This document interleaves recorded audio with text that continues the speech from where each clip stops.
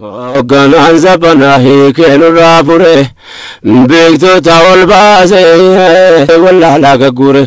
diigenuuf ijaare adeemsa jijjiire akka hin dabbenuuf diriire yaa rabbi alhamdulillahi diiga keetiin dhageenye yaa rabbi alhamdulillahi yaa Allah mooticha gaarii galata yaa ilaahi diiga keetiin dhageenye yaa rabbi alhamdulillahi yaa Allah mooticha gaarii galata yaa ilaahi diiga keetiin dhageenye yaa rabbi alhamdulillahi diiga keetiin dhageenye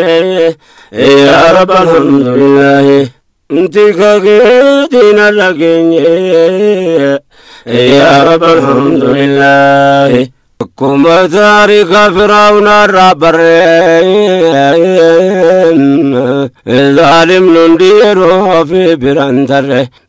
jiruun jiraanne aangoon hin dabarre mootummaan kan rabbiiti namni shuumen jaarre allayyaa kaleessaa nu taasise dirree waan nu taayyaanne taasifnaa nagarre gaafii amantii gaafne turi akkamaa turre ganaan sabana hiikeen irraa fure beektota ol baase wallaalaa gaggure diigenuuf ijaare adeemsa jijjiire akka hin dabbenuuf diriire yaa rabbi alhamdulillahi diiga keetiin dhageenye yaa rabbi alhamdulillahi